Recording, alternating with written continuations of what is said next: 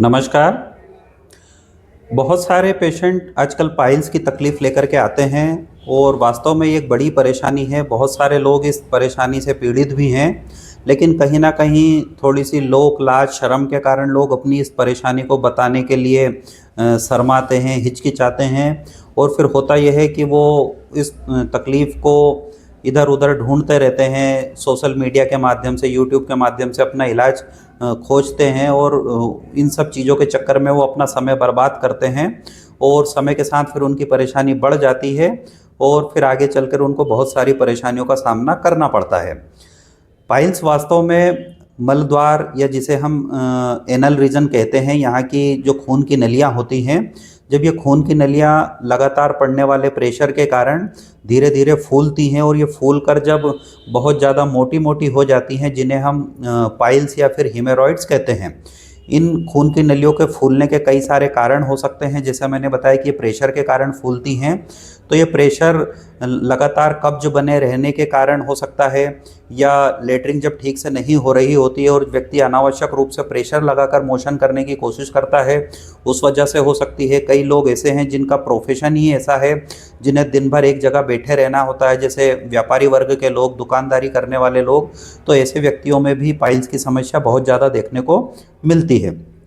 इसके अलावा जो लोग लगातार बोझा उठाने का काम करते हैं, हमाली का काम करते हैं, उनमें इस तरह की परेशानी ज़्यादा देखने के को मिलती है। इसके अलावा गर्भावस्था के दौरान गर्भवती महिलाओं में जब पेट पर बहुत सारा भार पड़ता है, यूट्रस में जब बच्चा डेवलप हो रहा होता है, तो उसके वजन के कारण उसका जो प्रेशर नीचे की तरफ जाता है, तो उसके कारण भी गर्भवती महिलाओं में पाइल्स बहुत ज़्यादा देखने को मिलते हैं। या यूँ कहूँ कि गर्भावस्था में पाइल्स होना एक बड़ी आम और एक कॉमन बात है।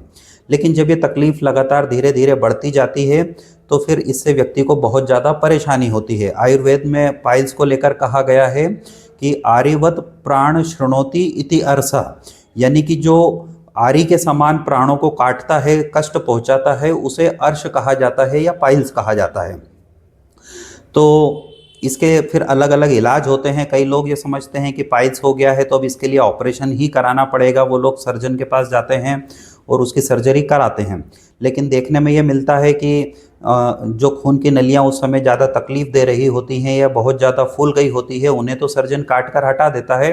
लेकिन हमने इस बीमारी के होने का क्योंकि मूल कारण का इलाज नहीं किया है, तो कुछ समय पश्चात फिर ये बीमारी लौट कर आती है और फिर दूसरी खून की नलियाँ फूल जाती है और व्यक्ति फिर सर्जन के पास जाता है और इस तरह से वो ऑपरेशन या यूँ कहूँ कि डॉक्टर खेलता रहता है। कई बार इस बीमारी में स्क्लेरोथेरेपी, जिसे इंजेक्शन लगाने वाली टेक्निक कहा जाता है, इसका भी कई लोग सहारा लेते हैं। इस टेक्निक में ऐसी दवाई जो खून की नलियों को वहाँ का वहीं सिकुड़ देती है, जिसे स्क्लेरो कहा जाता है, उसका सहारा लोग लेते हैं। लेकिन इस टेक्निक का एक बड़ा नुकसान ये है कि जब व्यक्ति बार-बार स्क्लेरो कराता है, बार-बार लेटरिन की जगह पर इंजेक्शन लगवाता है, तो फिर धीरे-धीरे पूरा लेटरिन का रास्ता ही सिकुड़ जाता है। ऐसे कुछ मरीज़ हमने देखे भी हैं जिन्होंने बार-बार इंजेक्शन लगवा लिए और फिर उनका लेटरिन का रास्ता ही इतना सिकुड़ गया कि उन्हें लेटरिन जाने में भी परेशानी होने लगी। तो वास्तव में एक बड़ी गंभीर बीमारी है। समय रहते इसका सही इलाज लेना बहुत ज़रूरी है। आयुर्वेद में ऐसी बहुत सारी औषधियाँ हैं जिनका उपयोग करके इस बीमारी को बड़ी आसानी से और पूरी तरह या यूँ कहूँ कि हमेशा के लिए ठीक किया जा सकता है। कई बार लोग लेटरिन के रास्ते में कुछ भी हुआ उसे पाइल्स मान लेते हैं। वास्तव में लेटरिन के रास्ते में होने वाली कई सारी बीमारियां होती हैं, जैसे पाइल्स, फिस्टुला, फिशर। इनमें अलग-अलग तरह के सिम्टम होते हैं, अलग-अलग तरह की परेशानी होती है। इनके अलग-अलग डायग्नोसिस होते हैं और इनका इलाज भी अलग-अलग होता है। तो अगर आपको भी इस तरह की कोई परेशानी है, आपको लेटरिन की जगह पर कोई मस्से जैसी चीज़ दिख रही है, या आपको लेटरिन के समय या लेटरिन के पहले या बाद दर्द हो रहा है, या लेटरिन जाते समय जलन होती है, या लेटरिन के साथ या लेटरिन के बाद खून आ रहा है, तो आप इसे सीधे पाइल्स ना मान लें। ये दूसरी चीज़ें भी हो सकती है, फिशर हो सकता है, फिस्टुला हो सकता है, इवन कई बार रेक्टल कैंसर भी हो सकता है। लेटरिन की जगह से खून आना मतलब पाइल्स, फिशर, फिस्टुला नहीं होता। कई बार ये चीज़ कैंसर भी हो सकती है। रेक्टल कैंसर में भी इसी तरह के सिम्टम देखने को मिलते हैं। तो आप अपनी बीमारी को हल्के में ना लें। इसके लिए शर्माने घबराने की बिल्कुल भी आवश्यकता नहीं है। आप अपने डॉक्टर से संपर्क कीजिए।